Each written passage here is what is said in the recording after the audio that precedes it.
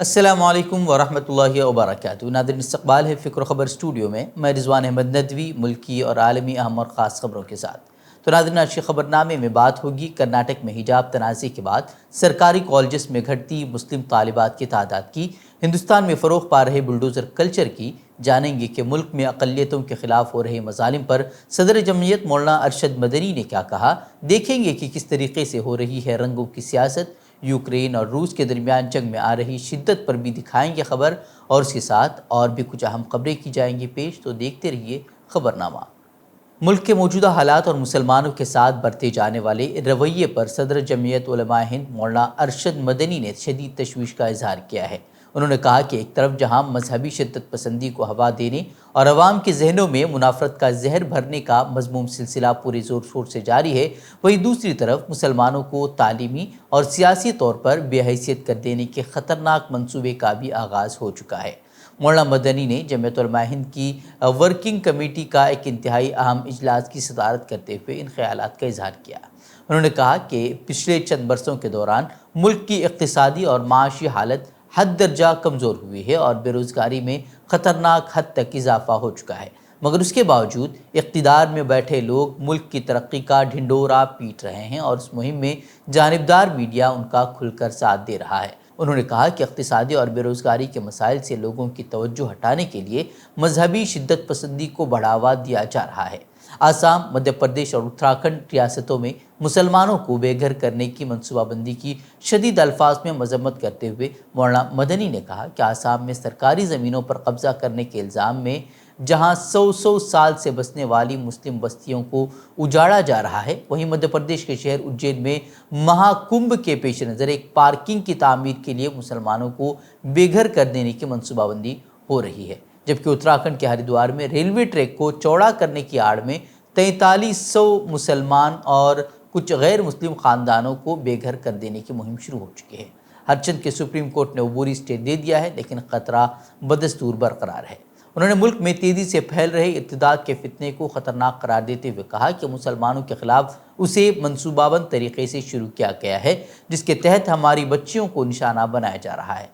अगर इस फितने को रोकने के लिए फ़ौरी मौसर तदबीर न की गई तो आने वाले दिनों में सूरत हाल धमाका खेज़ हो सकती है। वदरे के जमहूरियत उलमाए हिंद की मजलिस आमला के इजलास में शामिल शुरका ने मुल्क के मौजूदा सूरत हाल पर गौर व खोज करते हुए मुल्क में बढ़ती हुई फ़र्क़वारियत, शिद्दत पसंदी, अमन व क़ानून की अबतरी और मुस्लिम अक़लियत के ख़िलाफ़ बदतरीन इम्तियाज़ी रवैये पर सख्त तशवीश का इजहार किया है। रंगों की सियासत मुल्क में उरूज पर है और आए रोज़ हम देख रहे हैं कि रंगों को लेकर एफ़आईआर दर्ज की जा रही है, एहतजाजात हो रहे हैं, बाइकआउट की मुहिम चलाई जा रही है और रंगों की तौहीन के भी इल्ज़ामात लगाए जा रहे हैं। लेकिन मध्य प्रदेश की बीजेपी हुक्मरान रियासत से तस्वीर सामने आ रही हैं जिसमें फुटपाथ को तिरंगा के रंग से रंगा गया है और उस पर लोग चलते हुए भी नज़र आ रहे हैं।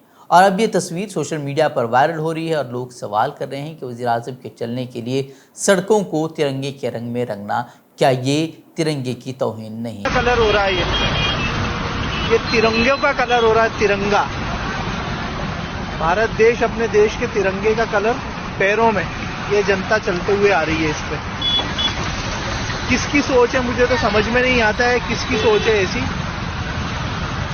जो ये कलर करवा रहा है? वही कर्नाटक में हिजाब तनाज़े के ज़रिए कर्नाटक में मुस्लिम तालिबात को तालीम से दूर करने की साजिश तो कामयाब होती नज़र नहीं आ रही। ताहम इंडियन एक्सप्रेस की एक रिपोर्ट सामने आई है जिसके मुताबिक तनाज़े का मरकज़ बनकर उभरने वाले ज़िले उडुपी में मुसलमानों ने सरकारी कॉलेजों को छोड़कर निजी कॉलेजों का रुख किया है। इंडियन एक्सप्रेस ने दाखिलों के एदाद व शुमार तक रसाई का हवाला देते हुए बताया है कि उडुपी में सरकारी कॉलेजों में मुस्लिम तलबा की तादाद 50% कम हुई। बहरहाल रिपोर्ट में यह भी वाज़ेह किया गया है कि स्कूली सतह पर हिजाब पर पाबंदी के बावजूद तालिबात की हाज़िरी या उनके दाखिलों में कोई कमी रिकॉर्ड नहीं की गई है। वो इंडियन एक्सप्रेस के ज़रिए हासिल करदा डेटा से पता चलता है कि उडुपी के तमाम प्री यूनिवर्सिटी कॉलेजों में 11वीं जमात में दाखिल होने वाले मुस्लिम तलबा की तादाद तकरीबन उतनी ही है, लेकिन गुज़िश्ता साल के मुकाबले सरकारी कॉलेजों में इस साल की तादाद में काफ़ी कमी आई हुई है। बताया जा रहा है कि इस साल सिर्फ 91 मुस्लिम लड़कियों ने सरकारी कॉलेज में दाखिला लिया है, जबकि गुज़िश्ता साल ये तादाद 178 थी। माना यह जा रहा है कि यह हिजाब तनाज़े का ही असर है कि तलबा और सरपरस्तान अब सरकारी कॉलेजों में अपने बच्चों को तालीम देने से पीछे हट रहे हैं।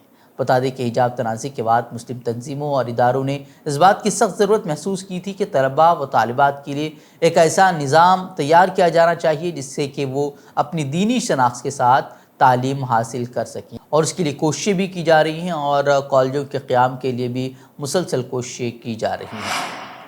ہندوستان میں بی جے پی حکمراں ریاستوں میں بلڈوزر کلچر کو فروغ دیا جا رہا ہے، جس سے خاص کر اقلیتوں میں خوف و ہراس کا ماحول پیدا کیا جا رہا ہے۔ مدھیہ پردیش میں مبینہ طور پر چائنیز مانجھا فروخت کرتے ہوئے پکڑے جانے کے بعد 2 تاجروں کے گھر مسمار کر دیے گئے ہیں۔ جن تاجروں کے گھر تباہ ہوئے ہیں ان کی شناخت محمد اقبال اور ہتیش بھوجانی کے طور پر کی گئی ہے۔ حالانکہ ایسا کوئی قانون نہیں ہے کہ چائنیز مانجھا فروخت کرنے پر کسی کو اس کے گھر سے محروم کر دیا جائے، اس کے گھر پر بلڈوزر چلا دیا جائے اور اس کے چھت اس سے چھین لی جائے۔ ویسے ملک میں چائنیز مانجھا یا شیشے کی پتنگ کی ڈور کی فروخت، استعمال اور تیاری پر پابندی ہے۔ بتا دیں کہ حالیہ عرصے میں بی جے پی حکمراں ریاستوں میں اس طرح کی کارروائی مسلسل ہو رہی ہے اور ملک کے انصاف پسند شہریوں اور سماجی کارکنان نے اس طرح کی ظالمانہ کارروائیوں کی شدید مذمت کی ہے۔ حال ہی میں آسام میں مکانات کو بلڈوز کیے جانے پر ہائی کورٹ نے بھی شدید برہمی کا اظہار کیا تھا اور پولیس کو شدید پھٹکار بھی لگائی تھی، لیکن اس طرح کی منمانی کارروائیاں جو ہے وہ رکنے کا نام نہیں لے رہی۔ سپریم کورٹ میں آج 2 بڑے معاملات کی سماعت ہوگی۔ یہ 2 مسائل جبری یعنی زبردستی تبدیل مذہب اور عبادت گاہوں سے متعلق ہیں۔ زبردستی تبدیل مذہب کے خلاف قانون بنانے کا مطالبہ کرتے ہوئے سپریم کورٹ میں درخواستیں دائر کی گئی ہیں، جبکہ عبادت گاہ کے قانون کو چیلنج کیا گیا ہے۔ دونوں مقدمات کی سماعت گزشتہ سال کے آخر میں ہوئی تھی اور عبادت گاہ ایکٹ کے معاملے پر سپریم کورٹ میں 14 نومبر 2022 کو سماعت ہوئی تھی، جبکہ جبری تبدیلی کے معاملے پر آخری سماعت 5 دسمبر کو ہوئی تھی۔ اور پلیس آف ورشپ ایکٹ سے متعلق پچھلی سماعت میں مرکزی حکومت کی طرف سے پیش ہونے والے سالیسیٹر جنرل تشار مہتا نے سپریم کورٹ سے مزید وقت کا مطالبہ کیا تھا۔ وہیں جبری تبدیلی مذہب کے خلاف قانون بنانے کا مطالبہ کرنے والے عرضیوں سے متعلق 5 دسمبر کو ہونے والی سماعت میں سپریم کورٹ نے اسے ایک سنگین مسئلہ قرار دیا تھا۔ مالیگاؤں دھماکے کے ملزم اور رکن پارلیمنٹ پرگیا سنگھ ٹھاکر کی متواتر زہر افشانیوں کا حوالہ دیتے ہوئے ملک کے 100 سے زیادہ سابق ممتاز نوکرشاہوں نے لوک سبھا اسپیکر اوم برلا کو خط لکھ کر کارروائی کی مانگ کی ہے۔ سرکاری ملازمین کے گروپ نے پرگیا کی اس تقریر کا حوالہ دیتے ہوئے زور دے کر کہا ہے کہ وہ اپنی زہریلی تقریر اور نفرتی بیان بازیوں کی بنا پر رکن پارلیمنٹ ہونے کا اخلاقی جواز کھو چکے ہیں۔ یاد رہے کہ گزشتہ دنوں کرناٹک میں انہوں نے ایک تقریر کی تھی جس میں انہوں نے ہندوؤں کو اکسایا تھا کہ وہ گھروں میں ہتھیار تیار رکھیں اور اس کو ہتھیار کو تیز کر دیں۔ وہیں انہوں نے سابق نوکرشاہوں نے اسپیکر کو مشورہ دیا ہے کہ وہ ان کا معاملہ لوک سبھا کی کمیٹی برائے اخلاقیات کے حوالے کر دیں۔ کانسٹیٹیوشنل کنڈکٹ گروپ کے بینر تلے جاری ایک بیان میں کہا گیا ہے کہ ٹھاکر اپنے تبصروں سے مسلمانوں کو نشانہ بنا رہی ہیں۔ انہوں نے لکھا ہے کہ وہ یہ بھی ممکن ہے کہ وہ عیسائیوں اور دیگر غیر ہندو برادریوں کے خلاف بھی انتباہ بھیج رہی ہوں۔ انہوں نے مزید کہا کہ وہ واضح طور پر غیر ہندو برادریوں کے خلاف نفرت کو ہوا دے رہی ہیں اور ان کے خلاف تشدد کی وکالت بھی کر رہی ہیں۔ خیر سابق نوکرشاہوں کی طرف سے اس طرح کے خطوط جو ہے وہ ماضی میں بھی کئی مرتبہ لکھے جا چکے ہیں، لیکن کوئی بھی کارروائی ہوتے ہوئے اب تک تو دکھائی نہیں دی ہے۔ وہیں دہلی میں زبردست ٹھنڈ ہے، جس کی وجہ سے ڈائریکٹریٹ آف ایجوکیشن حکومت دہلی کی طرف سے پرائیویٹ اسکولوں کے لیے ایک ایڈوائزری اب جاری کر دی گئی ہے۔ ایڈوائزری میں موسم سرما کے پیش نظر اسکولوں کو 15 جنوری تک بند رکھنے کو کہا گیا ہے۔ دہلی کے زیادہ تر نجی اسکولوں میں موسم سرما کی تعطیلات 8 جنوری تک تھیں اور اسکول آج سے کھلنے والے تھے، لیکن دوسری طرف دہلی کے سرکاری اسکولوں میں 1 سے 15 جنوری تک موسم سرما کی تعطیلات کا اعلان کیا گیا تھا، لیکن اب نجی اسکولوں کے لیے بھی ایڈوائزری جاری کرتے ہوئے اسکولوں کو 15 جنوری تک بند رکھنے کو کہا گیا ہے۔ عام بات یہ ہے کہ ہندوستانی محکمہ موسمیات کے مطابق دہلی کے صفدرجنگ میں اتوار کو کم سے کم درجہ حرارت 1.9 ڈگری سیلسیس ریکارڈ کیا گیا ہے۔ بی جے پی اور سماجوادی پارٹی کے درمیان نومبر سے چل رہی ٹویٹر جنگ میں نیا موڑ آ گیا ہے اور اب قابل اعتراض ٹویٹ کے الزام میں ایس پی کے سوشل میڈیا انچارج کو گرفتار کر لیا گیا ہے۔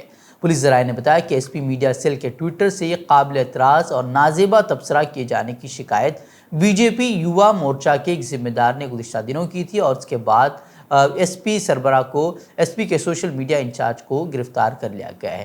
بتایا جا رہا ہے کہ Manish Agarwal S P I T cell کے سربراہ کا کردار ادا کر رہے ہیں۔ الزام ہے کہ اس دوران پارٹی کے آفیشیل ٹویٹر اکاؤنٹ سے بی جے پی لیڈروں کے تئیں قابل اعتراض زبان کا استعمال کیا گیا ہے اور اس گرفتاری کے بعد سماجوادی رہنما مشتعل ہو گئے ہیں اور انہوں نے پولیس ہیڈ کوارٹر پہنچ کر یوگی حکومت کے خلاف نعرے بازی بھی شروع کر دیا۔ حالانکہ پولیس نے گرفتاری کا دفاع کیا اور اسے قانون کے مطابق قرار دیا، مگر سماجوادی پارٹی کے زبردست احتجاج کے بعد پولیس کو بی جے پی کے سوشل میڈیا کارکن کے خلاف بھی کیس درج کرنا پڑا۔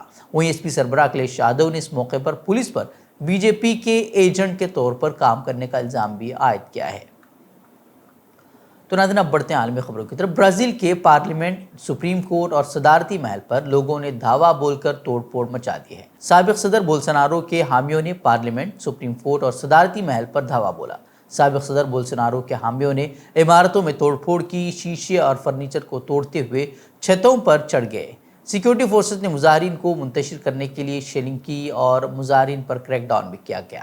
جھڑپوں کی وجہ سے ایوان صدر سمیت متعدد سرکاری مقامات میدان جنگ بنے ہوئے ہیں اور سیکیورٹی فورسز نے 400 مظاہرین کو گرفتار بھی کیا ہے۔ وہیں سابق صدر کے حامیوں نے موجودہ نئی حکومت کو تسلیم کرنے سے انکار کر دیا ہے اور وہ صدر ڈسلوا کے استعفے کا مطالبہ کر رہے ہیں۔ مظاہرین کا کہنا تھا کہ بولسونارو کو انتخابات میں دھاندلی کے ذریعے ہٹایا گیا ہے۔